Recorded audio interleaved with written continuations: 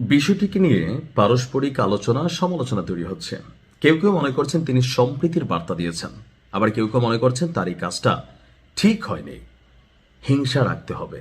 যেভাবে বিএনপিকে আওয়ামী লীগ প্যাকেট করে রাখছিল, বিএনপিরও উচিত আওয়ামী লীগকে প্যাকেট করে রাখা, কারণ তারা এখন সরকারে আছে।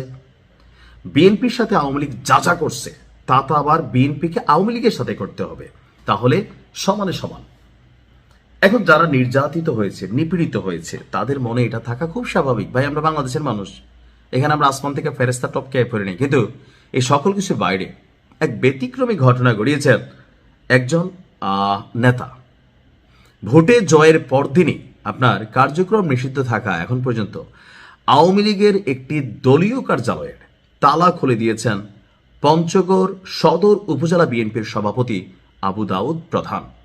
আওয়ামী লীগের নেতাকর্মীরা প্রশংসায় ভাসাচ্ছেন।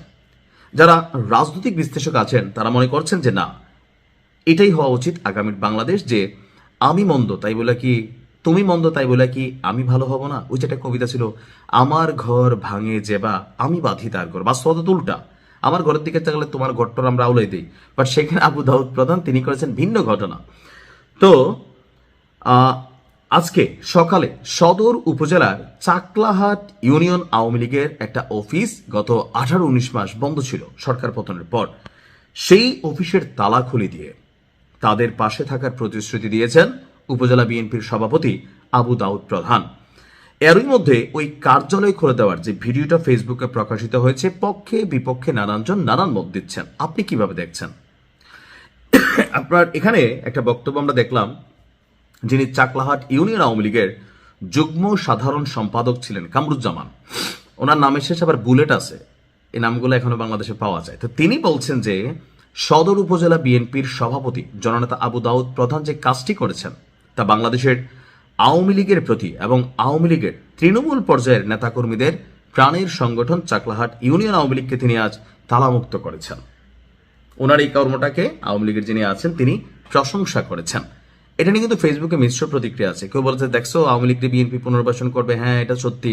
আবার কেউ বলছে যে না ভাই, একই এলাকার মানুষ, কেন আওয়ামী লীগ খারাপ করছে দেখে তো আওয়ামী লীগের এরকম পতন হয়েছে, তো বিএনপি যদি খারাপই করে, বিএনপি যদি একই কাজ করে, তাহলে আর মন্দের ভালো কি ছিল?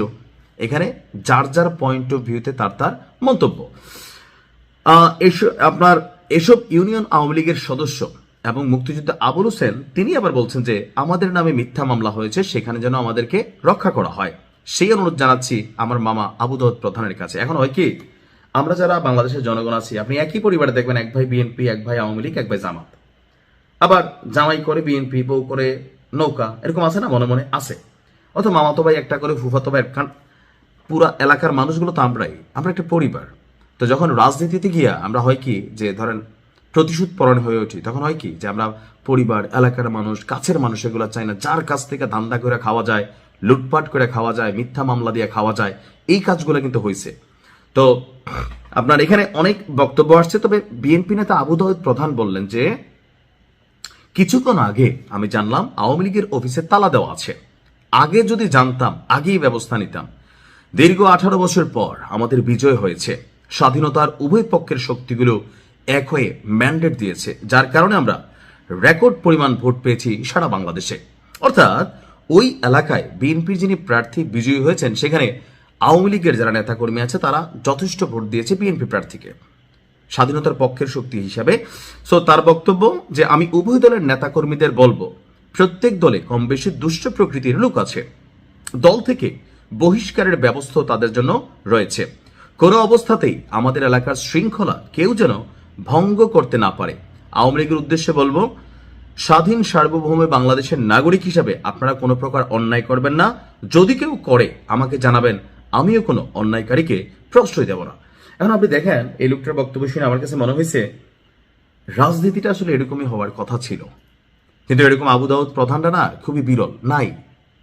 আমরা চিন্তা করি ভাই আমাদের সময় তোমরা এটা করছো, তোমার শুরু হয়ে গেছেন অনেক জায়গায়, 5ই আগস্টের পর তো হয়েছে। কিন্তু দেখেন আবু দাউদ প্রধানের এই বিষয়টাতে আমি যে পজিটিভ দিকটা দেখছি, এই জিনিসগুলো যদি বাংলাদেশের 330টা আসনে, আমরা যারা বাংলাদেশের 300 আসনে যারা নেতারা আছি, এমপিরা আছি, তারা যদি সবাই মনে করতাম যে না, রাজনীতির জায়গা হবে ভিন্ন, দেশের উন্নতির জন্য, জনগণের ভাগ্য পরিবর্তনের জন্য বিপরীত পক্ষকে, প্রতিপক্ষকে সাইজ করা, ভেজাল করা, এগুলো না, তাহলে অনেক সুন্দর হয়তো হইতো।